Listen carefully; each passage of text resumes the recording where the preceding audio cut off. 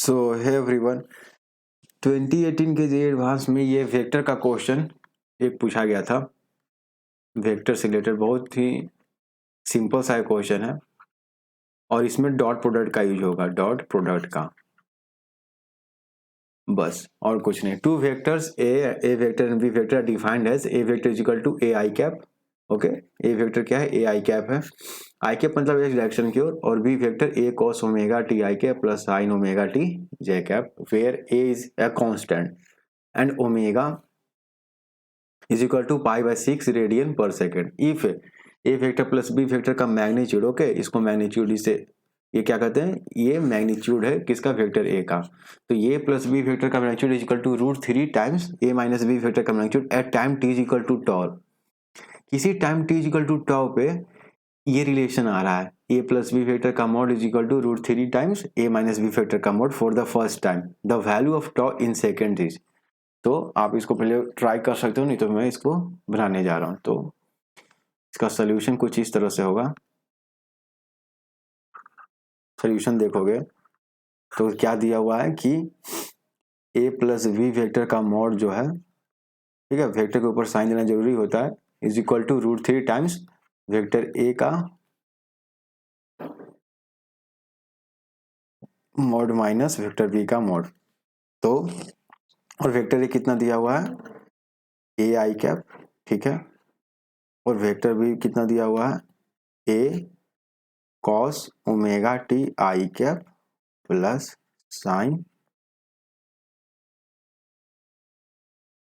Sign omega T J cap, ठीक है। ये हो गया। तो दोनों तरफ स्क्वायरिंग कर देते हैं, स्क्वायरिंग बोथ साइड्स, ठीक है, स्क्वायरिंग बोथ साइड्स, ठीक है। तो क्या आ जाएगा? तो ए प्लस बी के होल स्क्वायर यहाँ पर क्या आ जाएगा? दोनों तरफ स्क्वायरिंग कर देते हैं, तो यहाँ पर क्या आ जाएगा? ए प्लस बी के होल स्क्वायर के फॉर्म में इसको हम लोग क्या करेंगे? ब्रेक कर देंगे। तो मॉड ए का square plus mod vector A के मॉड का स्क्वायर प्लस 2 ए वेक्टर डॉट बी वेक्टर होता है, ठीक है, इज इक्वल टू √3 टाइम्स, यहाँ पर क्या हो जाएगा? वेक्टर मॉड ए का square plus vector mod B का square minus 2 A dot B. अच्छा, यहाँ पर एक जगह यहाँ पर गलत हो रहा है, यहाँ पर आप केवल 3 लिखोगे क्योंकि √3 का स्क्वायर क्या होता है? 3 होता है। अब यहाँ से क्या हो जाएगा? इन सबको इधर लेके आ जाओ, सभी को, तो क्या हो जाएगा? 2 टाइम्स ए का square plus 2 times vector B का स्क्वायर, और 3 टाइम्स 2 कितना हो जाएगा? 6 माइनस 6 ए डॉट बी, और इधर से आएगा -2 ए डॉट बी, तो -8 A dot B is equal to 0। तो 2 कॉमन ले लेते हैं, तो यहाँ से क्या आ जाएगा? मॉड ए का स्क्वायर प्लस मॉड बी का स्क्वायर वेक्टर बी का मॉड का square minus 4 times A dot B is equal to 0। तो 2 तो 0 नहीं हो सकता, इसका मतलब ये 0 होगा। अच्छा, तो ए का मॉड ए का स्क्वायर कितना हो जाएगा? वेक्टर मॉड ए का स्क्वायर ए स्क्वायर ही हो जाएगा, ठीक है, और प्लस बी का स्क्वायर। तो आप देखोगे कि वेक्टर बी ये है और इसका मॉड का स्क्वायर करेंगे तो क्या आ जाएगा? A square cos square omega T plus A square sine square omega T, ठीक है। इसका अगर स्क्वायरिंग करेंगे तो फिर आप ए स्क्वायर कॉमन ले जाएगा, तो cos square omega T plus sign square omega T, ये क्या दे देगा? ये दोनों 1 दे देगा, क्योंकि sine square theta plus cos square theta क्या होता है? 1 होता है, इसलिए केवल ए स्क्वायर आ जाएगा इसका। आप करोगे मॉड बी का स्क्वायर, क्या यहाँ लिख ही देता हूं, ठीक है, मॉड बी का स्क्वायर केवल ए स्क्वायर हो जाएगा। तो आप यहाँ पर देखोगे कि ए square plus A square minus 4 times, और ए डॉट बी है, तो ए डॉट बी करोगे तो आपको पता है कि आई डॉट आई क्या होता है? ये 1 हो जाता है, लेकिन आई डॉट जे क्या हो जाता है?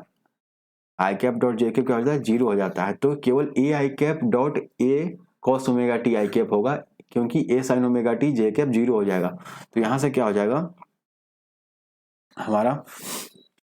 ए स्क्वायर कॉस ओमेगा टी बराबर क्या हो जाएगा?